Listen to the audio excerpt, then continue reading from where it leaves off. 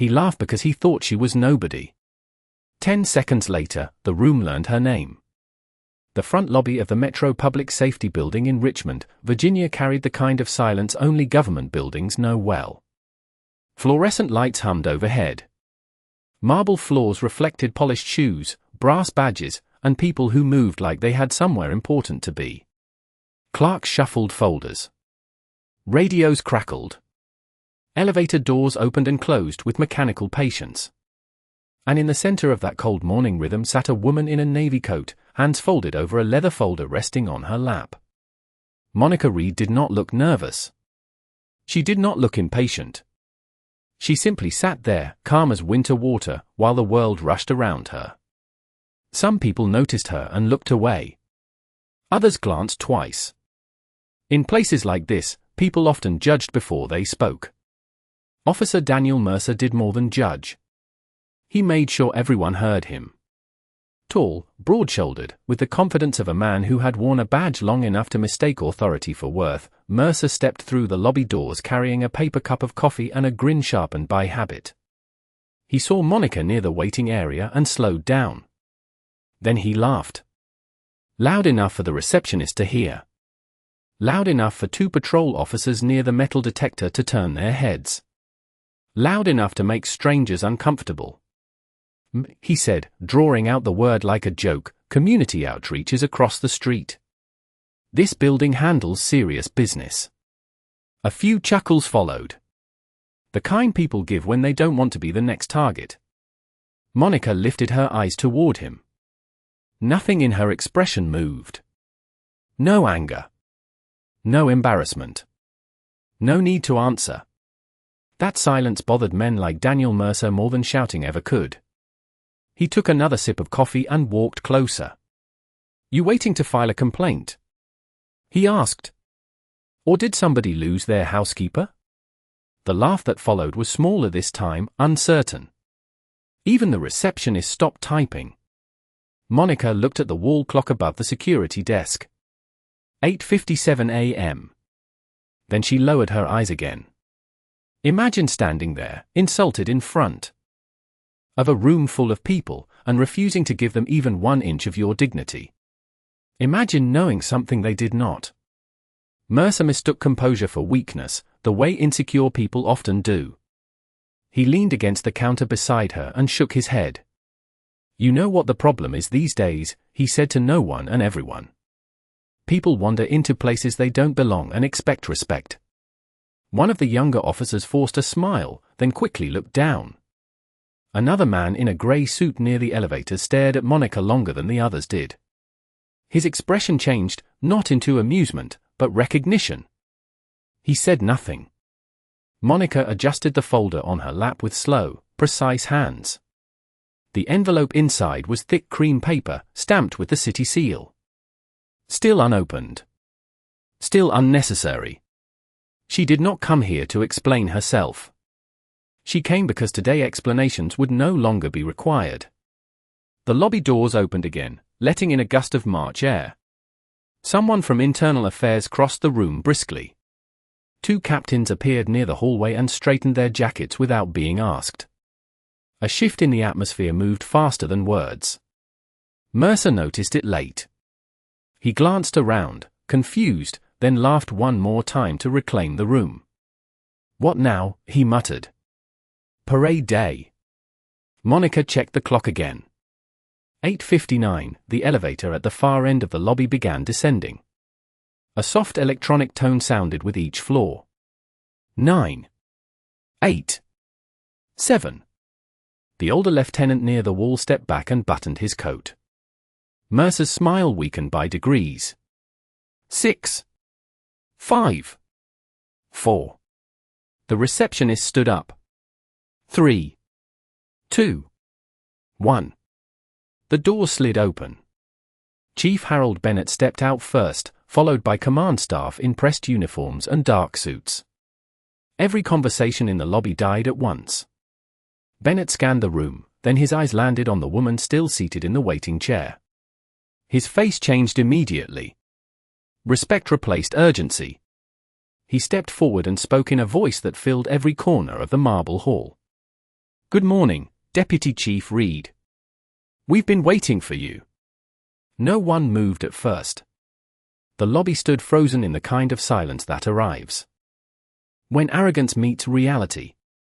Officer Daniel Mercer still held his coffee cup halfway to his mouth, but the confidence that had filled him moments earlier seemed to drain straight through the polished floor. Chief Harold Bennett crossed the distance between the elevators and the waiting area with measured steps, extending his hand toward Monica Reed as if the room had always belonged to her. She rose calmly, smooth and unhurried, and shook it once. "Welcome back," Bennett said. "We are honored you accepted the appointment." Monica gave a small nod. "Thank you, Chief."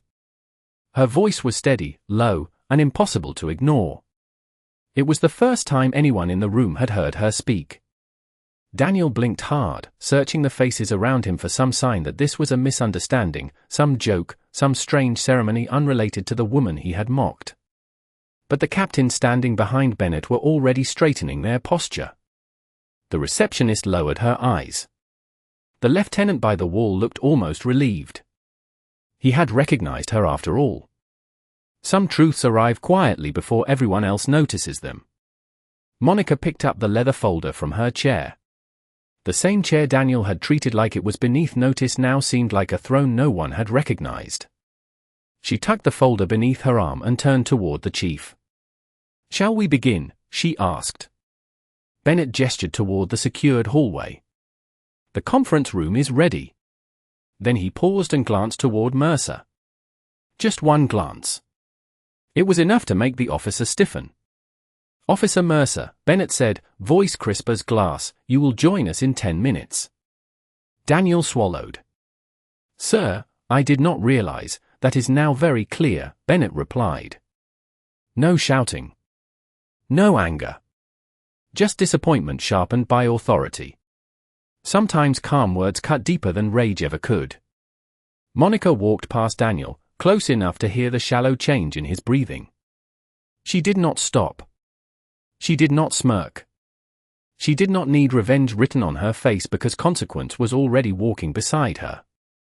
As she passed, she said only 4 words. "Good morning, Officer Mercer." Nothing more. Yet somehow those 4 words landed. Heavier than every joke he had thrown at her. The command staff followed her down the hallway. Shoes clicked across marble. Radio stayed silent.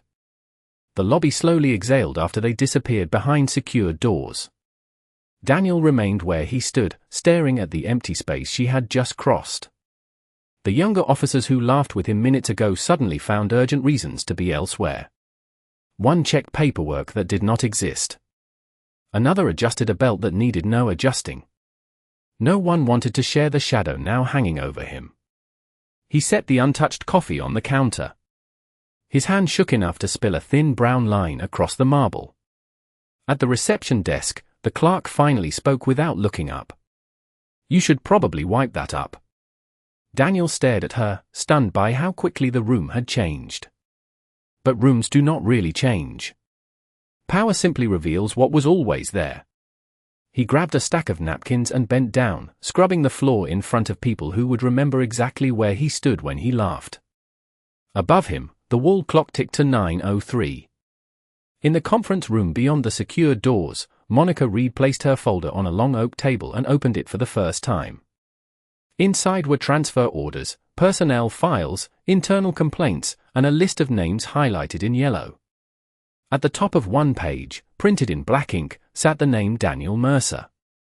Monica glanced once at it, then looked up at the chief. "Before we discuss reform," she said, "I would like to start with culture." Bennett slowly nodded. "I was hoping you would." Outside in the lobby, Daniel Mercer still believed his problem was embarrassment. He had not yet learned it was only the beginning. The conference room on the 4th floor overlooked downtown Richmond through tall windows streaked with early spring rain. Traffic moved below in neat lines. Inside, nothing felt orderly. Deputy Chief Monica Reed stood at the head of a long oak table while captains, commanders, and division supervisors settled into leather chairs with the cautious silence of people who knew change had just entered the building. Some had read her record. Others had only heard whispers. Federal Task Force Consultant. Internal Reform Specialist. A woman called in when systems stopped trusting themselves.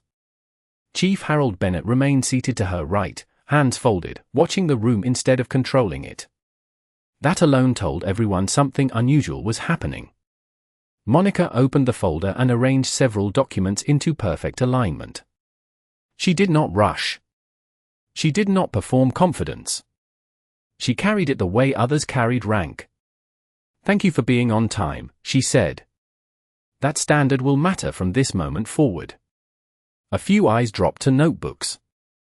Others shifted in their seats. She continued. "This department has strong people, good officers, and a long public history.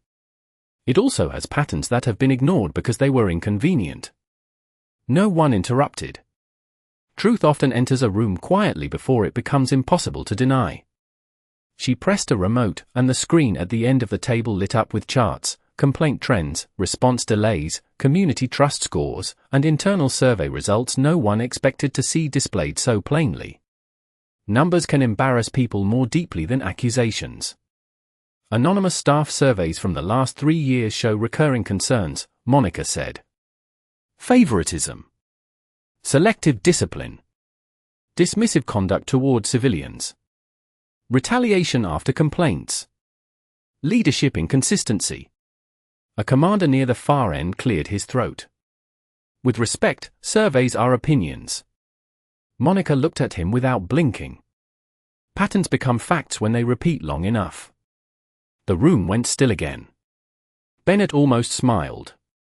She changed the screen. Body camera compliance rates. Training completion gaps.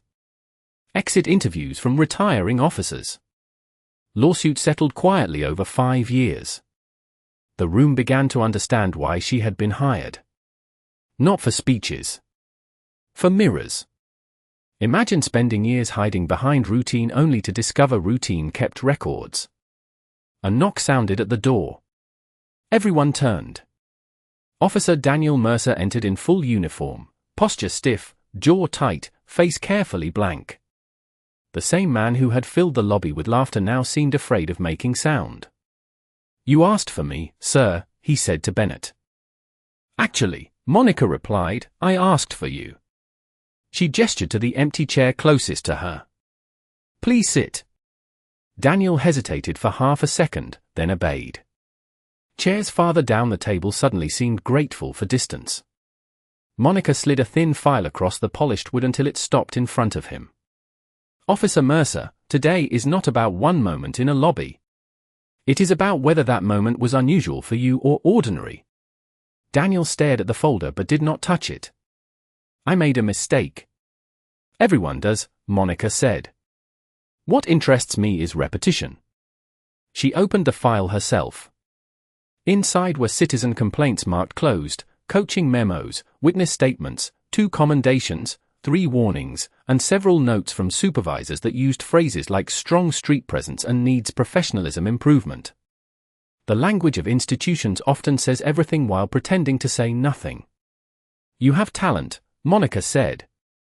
"You also have habits." Daniel finally looked up. "I treat everyone the same."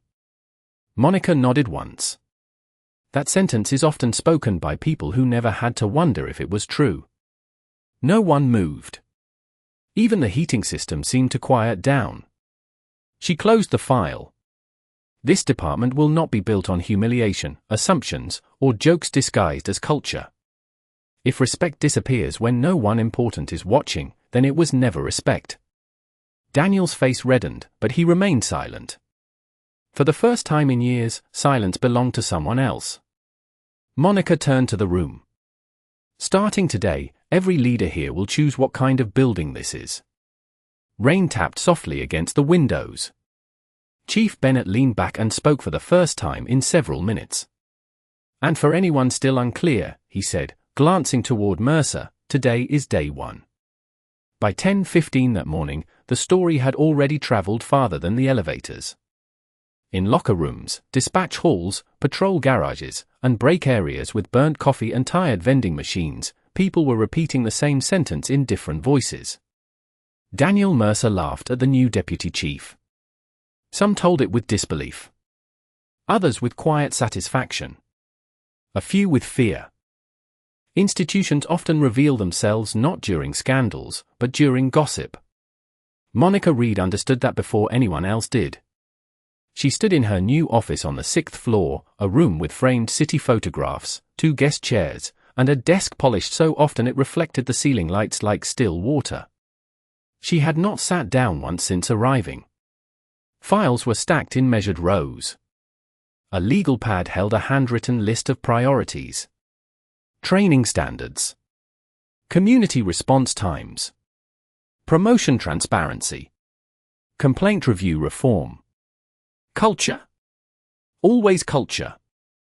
A soft knock came at the open door. Lieutenant Samuel Ortiz stepped inside carrying a tablet and a paper folder. Mid-40s, steady eyes, 20 years on the job, the kind of officer who had learned to speak only when it mattered. "You asked for the unofficial version," he said. Monica allowed the smallest smile. "Those are usually the accurate ones." He handed her the folder. "Mercer has friends. Not powerful ones. Loud ones. He knows how to perform confidence, and some supervisors confused that with leadership." Monica flipped through notes. Shift swaps. Citizen complaints dismissed for lack of evidence. Internal coaching. Strong numbers. Weak trust. "Anyone ever stop it?" she asked. Ortiz took a breath. "Some tried. Most got tired." Monica looked out the window toward the grey skyline. Fatigue protects dysfunction better than loyalty ever could. Ortiz nodded slowly, as if he had waited years to hear someone say it aloud. Downstairs, Daniel Mercer sat alone in the roll call room pretending to read policy updates on a wall monitor. Officers passed by with clipped greetings and careful eyes. No one mocked him. No one defended him either. Public humiliation is loud. Social distance is quieter and lasts longer. He replayed the morning again and again, searching for a version where he had said less, noticed more, chosen silence. But time does not refund arrogance. His phone buzzed. A text from Sergeant Nolan Pierce. "Heard about today. Keep your head up." Daniel stared at the message, then locked the screen. Encouragement from weak allies often feels like abandonment in disguise. Another officer entered the room, collected equipment, and left without speaking. The emptiness around Daniel widened. At 10:32, an email alert sounded across department inboxes. Subject line, Immediate Standards Review. Staff opened it in cruisers, hallways, and offices. Effective immediately, all personnel would complete updated professionalism training, supervisory accountability reviews, and public contact assessments. Anonymous reporting channels would reopen. Pending complaints would be re-examined by an outside panel. Attendance mandatory. Deadlines firm. Signed, Deputy Chief Monica Reed. In the communication center, dispatchers read it twice. In patrol, some groaned. Others quietly smiled. Change is rarely welcomed by everyone. That is how you know it is real. Daniel read the message last. His jaw tightened as he reached the final line. Officers with active conduct concerns would receive individual review notices within 24 hours. He knew before the sentence ended that his name was already on a list. Upstairs, Monica finally sat down. She opened a drawer and removed a framed photograph no one else had seen. 2 people stood beside her at a graduation ceremony years earlier, both smiling with pride that had cost them something to earn. She looked at it for a moment, then returned it to the drawer. Strength often has private roots. Another knock sounded. Chief Bennett entered without ceremony and closed the door behind him. "You moved fast," he said. "Slow reform is how people keep it from happening," Monica replied. Bennett glanced at the city below. "You know they will push back." Monica capped her pen and met his eyes. "Then they can push in writing." For the first time that day, Bennett laughed. Real laughter. Clean laughter. The kind that harms no one. Then his expression settled. Mercer requested to speak with you. Monica looked toward the closed door. Did he request accountability, she asked, or only comfort? Bennett did not answer. He did not need to. Some questions exposed themselves. At 11:07 a.m., Officer Daniel Mercer stood outside the 6th floor office suite staring at a frosted glass door with gold lettering that read Deputy Chief Monica Reed. 20 minutes. Earlier he had asked to speak with her. 10 minutes earlier he had almost left. Pride often arrives quickly and departs slowly. The administrative assistant at the desk, a sharp-eyed woman named Carla Jennings, typed without looking up. She will see you now, she said. Daniel adjusted his uniform, squared his shoulders, and stepped inside carrying the last pieces of confidence he still had. Monica's office was quiet in a way that made excuses sound smaller. The city skyline stretched behind her windows under a pale grey sky. Files sat stacked in clean lines. A legal pad rested beside a fountain pen. Nothing on the desk was there by accident. Monica remained seated, reading a report until the final second before she looked up. Officer Mercer, she said. Close the door. He obeyed. The click behind him felt louder than it should have. She gestured to the guest chair across from her desk. Please sit. Daniel lowered himself into the chair, careful and stiff, suddenly aware of every movement his body made. He began, I wanted to apologize for this morning. Monica folded her hands. For which part? The question landed clean and direct. Daniel blinked. I was out of line in the lobby. Specificity matters, Monica replied. Were you discourteous, dismissive, biased, performative for an audience, or simply careless? He opened his mouth, then closed it again. Some people discover language only after certainty leaves them. I was disrespectful, he said at last. Monica nodded once. That is closer.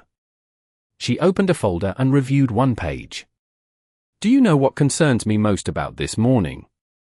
Daniel kept his eyes forward. That I embarrassed the department. No, Monica said. Embarrassment fades by lunch. Culture remains. The room held stillness like weight. She continued. You felt comfortable enough to speak that way in public, in uniform, in front of peers. That usually means the behavior was practiced long before it was witnessed. Daniel's jaw tightened. I am not racist. Monica did not react.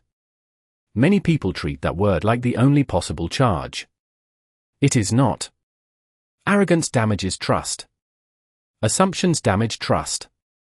Humiliation damages trust. Indifference damages trust. Whether you use one label or 10, the result for the public is the same. Daniel looked down at his hands. They had written tickets, filled reports, guided traffic, helped stranded drivers, carried groceries for seniors after storms. He wanted those memories to defend him. But memory is not a shield against pattern. I have done good work here, he said quietly. I am sure you have, Monica answered. That is why this matters. Harm mixed with usefulness is harder to confront than harm alone. She slid a single sheet across the desk. Mandatory remedial leadership coaching. Public contact retraining. 90-day probationary review. Temporary removal from field training duties. Daniel stared at the page. You are demoting me. I am removing influence until it is earned again. Her voice never rose. It did not need to. He swallowed. People are going to think I am finished. Monica leaned back slightly. That depends on whether you want image or growth. Outside the office, phones rang faintly. Somewhere down the hall, footsteps passed and faded. Inside, time seemed to slow around the truth. Why me? Daniel asked before he could stop himself. Monica studied him for a moment that felt longer than it was. Because you were visible, she said. And because too many invisible moments came before it. She stood and walked to the window.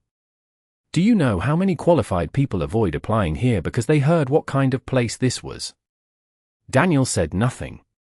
Do you know how many young officers thought cruelty was confidence because men like you modeled it? Still nothing. Some silences are finally honest. Monica turned back toward him. You can resent this meeting for the next 10 years, she said, or let it become the first useful day of your career. Daniel rose slowly, paper in hand. The swagger he had worn that morning was gone, replaced by something less polished and far more valuable. Uncertainty. He moved to the door, then paused. He said, voice lower now, I am sorry. Monica returned to her chair. Good, she said. Now become different. The hallway outside Monica Reed's office felt longer on the way out. Officer. Daniel Mercer walked it without the stride he used that morning, the one built from habit and borrowed certainty. In his right hand he carried the review notice. In his left, nothing at all. Sometimes a person leaves a room holding less than they entered with and gains more than they expected. Staff members passed him with polite nods and unreadable expressions. No one smirked. No one whispered. The building had moved on to the next hour, but Daniel remained trapped in the last one.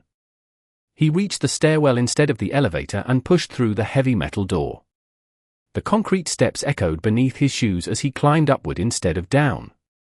He did not know why until he found himself on the rooftop access landing, where a narrow safety window overlooked the city. Richmond spread beneath a pale afternoon sky, traffic gliding through streets that did not know his name and did not care about his embarrassment. Perspective often waits above pride. He unfolded the paper again. Probationary review. Training reassignment. Coaching sessions. Loss of field training status. No suspension. No termination. No public spectacle. Monica Reed could have humiliated him the way he had tried to humiliate her. She had chosen structure instead. That realization stung more deeply than punishment would have. He thought about the lobby. The laughter. The easy cruelty of trying to impress people who would not remember his jokes by dinner. He thought about how natural it had felt. That was the part he could not escape. Across town, Monica stood inside the Community Affairs Auditorium where folding chairs had been arranged in neat rows for a scheduled listening session. Residents filtered in carrying folded concerns they had rehearsed for years. Retirees. Store owners. Teachers. Parents with children too young to trust uniforms and too old not to notice them. Chief Bennett stood near the entrance greeting people one by one. He watched Monica review note cards and said quietly, "You could have started with policy memos and stayed upstairs." Monica looked toward the gathering crowd. "Then I would have learned what paper already knows," she replied. Buildings report numbers. People report truth. The first speaker was an elderly pastor who described slow response times on his block. Then a mother explained how her teenage son felt nervous whenever patrol cars slowed near the park. A restaurant owner asked why complaints seemed to disappear. Monica wrote every concern by hand. No defensiveness. No speeches. Just listening so focused it felt rare. Trust often begins when someone stops preparing a rebuttal. Back at headquarters, Daniel descended from the stairwell and entered the locker room. Sergeant Nolan Pierce sat tying his boots. "Heard you had a rough morning," Nolan said carefully. Daniel opened his locker and stared inside at spare gloves, paperwork, and a family photo tucked behind a shelf. "I had an accurate morning," he answered. Nolan looked up, surprised. "You serious?" Daniel closed the locker halfway. "Do you know what she said to me?" Nolan shrugged. "Probably what everyone is saying." Daniel shook his head. "No. She gave me a chance." Nolan laughed once, uncertain. "That does not sound like discipline." Daniel met his eyes. "That is because you still think discipline is humiliation." The room went quiet. Even Nolan had no quick reply for that. Later that afternoon, Monica returned to her office carrying a yellow legal pad full of names, streets, and promises. She placed it beside the morning files. One stack held problems from inside the department. The other held pain from outside it. Reform lives where those stacks meet. Her phone buzzed with a message from Human Resources confirming Daniel Mercer's enrollment in the first coaching session at 8 a.m. the next day. She read it once, then set the phone down. Chief Bennett appeared in the doorway. "You think he can change?" he asked. Monica looked through the window at the fading light over Richmond. "Most people can," she said. "The real question is whether discomfort matters to them more than image." Downstairs, Daniel sat alone on a bench near roll call and opened the review notice one more time. For the first time, he did not read it as punishment. He read it as instructions. At 7:42 the next morning, the training room on the second floor smelled of fresh coffee, dry erase markers, and skepticism. Rows of plastic chairs faced a projector screen that displayed 3 words in blue letters: Professional Contact Standards. Officers entered in waves, some carrying notebooks, others carrying attitudes. They expected a routine seminar they could survive by checking email and waiting for the clock. Then Daniel Mercer walked in wearing full uniform and sat in the front row.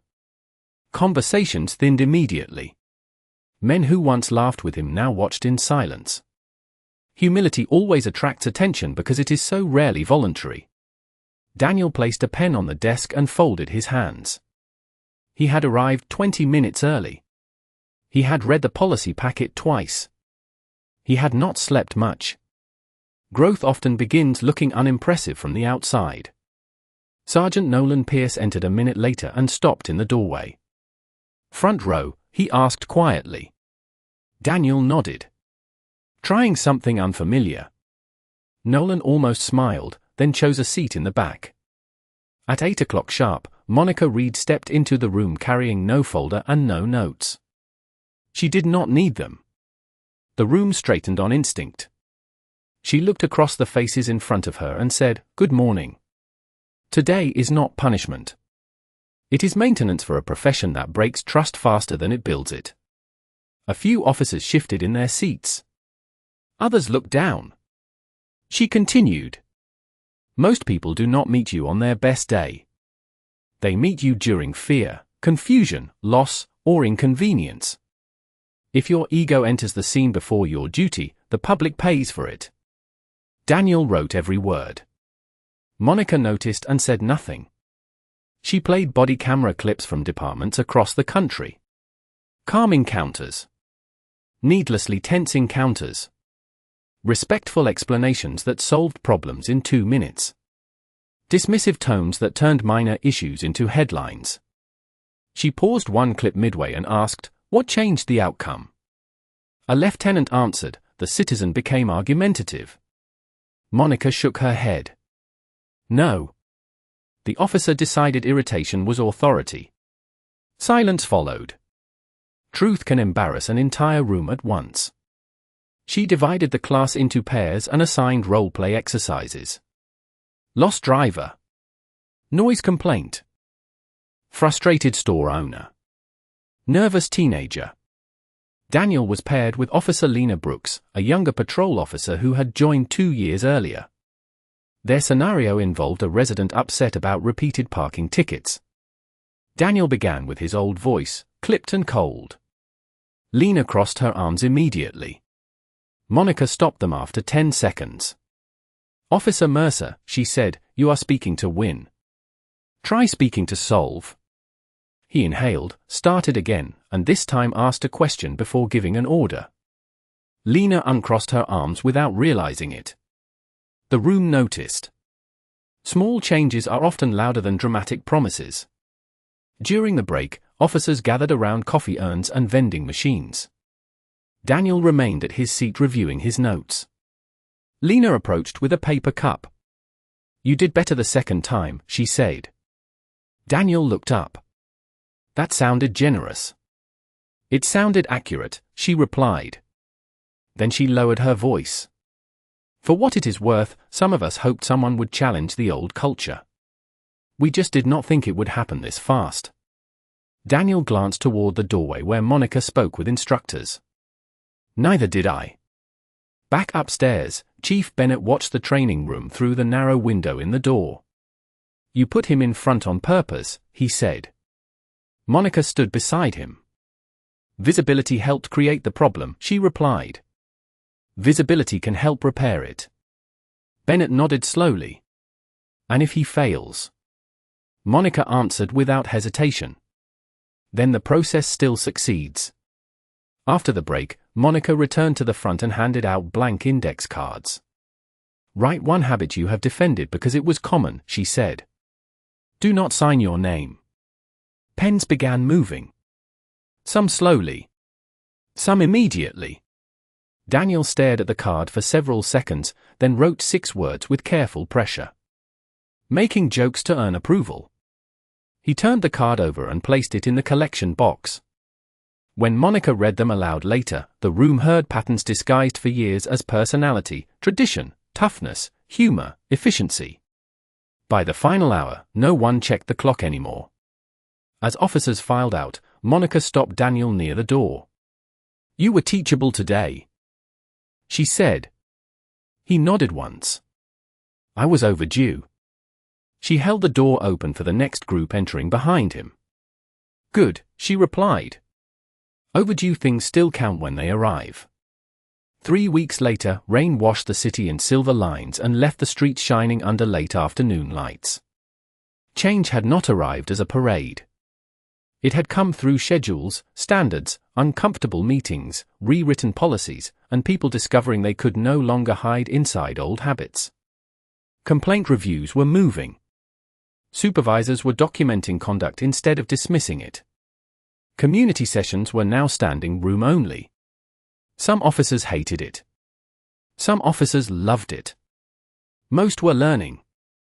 Real reform rarely sounds dramatic while it is happening. It sounds like doors opening, forms being completed, and excuses losing oxygen.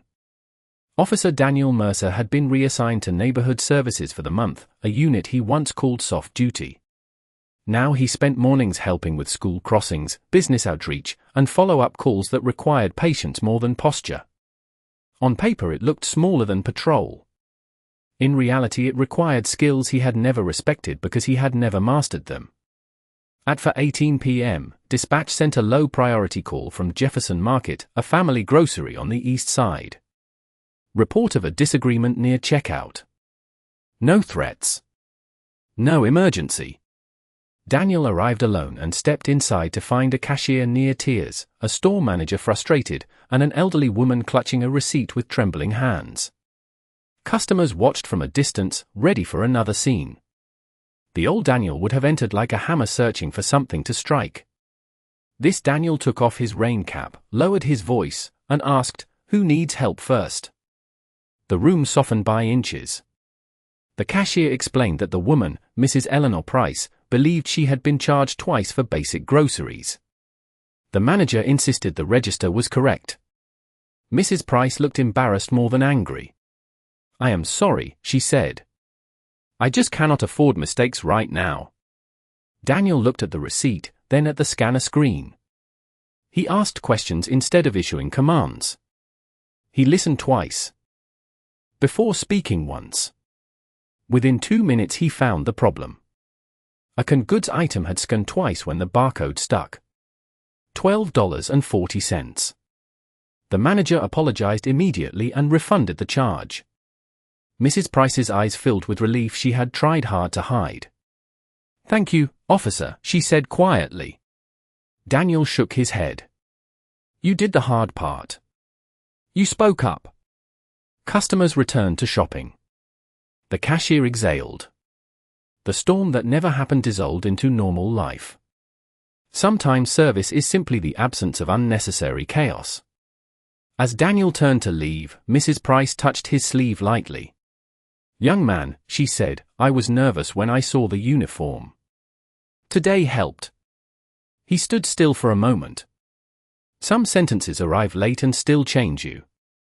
Back at headquarters, Deputy Chief Monica Reed reviewed weekly metrics with Lieutenant Samuel Ortiz when her office phone rang. It was the Jefferson Market manager. He did not know her personally. He only wanted to commend an officer who handled a tense moment with uncommon patience. Monica wrote the name down without expression. Daniel Mercer. Ortiz noticed and raised an eyebrow. That surprises you. Monica capped her pen. No, she said. It encourages me. Later that evening, Daniel returned to the building carrying a damp jacket and the quiet fatigue of honest work. He passed the front lobby where everything had begun. The marble floors still reflected the lights. The reception desk still stood in the same place. Even the wall clock ticked with the same indifferent rhythm. Yet nothing felt identical. Carla Jennings at the desk looked up and smiled. Good review from Jefferson Market, she said. Daniel stopped. How did you hear that already? This building runs on rumors and printers, she replied. Then she added, good kind this time. He almost laughed. Almost. As he turned toward the elevators, he saw Monica crossing the lobby with a folder under her arm. She noticed him and changed direction. No audience gathered. No command staff behind her. Just two people and a room full of memory. Officer Mercer, she said. She held his gaze for a moment. I received a call about your service. Today. Daniel nodded cautiously. I handled a register mistake. No, Monica said. You handled people. The elevator doors opened beside them. She stepped inside, then looked back before the doors closed. Keep doing the smaller things well, she said. That is where trust lives. Daniel remained in the lobby after she left, hearing the old echo of his laughter and the new sound that had replaced it. Respect earned quietly. 6 months later, the front lobby of the Metro Public Safety Building looked almost exactly the same to anyone passing through. The marble floors still shined beneath bright lights. The reception desk still faced the entrance. The wall clock still measured time with the same patient rhythm. But places can remain visually unchanged while becoming entirely different underneath. A new hiring class filled the waiting area that morning, fresh uniforms pressed, notebooks open, families taking photographs near the city seal on the wall. Nervous excitement moved through the room in whispers and straightened shoulders. Some recruits came from military service. Some from college programs. Some from neighborhoods that had never trusted the building they were now entering. All of them were watching. Because first impressions become culture faster than policy manuals do. Officer Daniel Mercer stood near the front podium in a crisp community relations uniform, no longer carrying the swagger that once announced him before his words did. He now coordinated field mentoring for probationary officers, a role he had not expected and had once considered beneath ambition. Life has a way of assigning us the lessons we mocked first. He reviewed the orientation schedule, then glanced across the lobby toward the same waiting chairs where Monica Reed had once sat alone with a folder in her lap. He still remembered every detail of that morning with uncomfortable clarity. Not because he was trapped by shame anymore, but because memory had become instruction. The elevator doors opened. Deputy Chief Monica Reed stepped into the lobby, carrying a thin binder and wearing the calm authority that had never needed decoration. Conversations quieted on instinct. She crossed the floor and stopped beside Daniel. Good turnout, she said. Word travels, he answered. Monica looked around the room. Parents smiled nervously. Recruits sat taller. Carla Jennings at reception was already handing out visitor badges with machine-like efficiency. It does, Monica said. The question is what kind? Daniel nodded. He understood that sentence more deeply than anyone else in the room. Orientation began at 9 o'clock sharp. Chief Harold Bennett welcomed the class, spoke briefly about service, then handed the microphone to Daniel. Months earlier, the idea would have seemed impossible. He stepped forward, looked at the recruits, and did not rush to fill the silence. You will learn tactics, law, procedure, and reports, he said. Those matter. But the public often decides who you are long before any of that. They decide by your tone, your patience, your honesty, and whether you treat dignity like it belongs to everyone or only to people who impress you. The room listened with the stillness of people hearing something real. He continued. If you think respect is something you hand out only when earned, you will fail here. Respect is where you begin. Monica watched without expression, though Chief Bennett noticed the faintest trace of approval in her eyes. Daniel glanced once toward the waiting chairs and allowed himself one final truth. I learned that lesson in this very lobby, he said. No one asked for details. They did not need them. Some confessions are stronger when left unnamed. After the session ended, recruits broke into groups for tours. Families drifted toward the exits. The building filled with movement and fresh voices. Daniel gathered his notes when Monica approached. She handed him a sealed envelope. What is this? He asked. Open it. Inside was a formal memo restoring his training status in full and appointing him lead mentor for the next probationary class. He read it twice. I did not expect this. Monica folded her hands behind her back. That used to be your problem, she said. Expecting what you had not earned.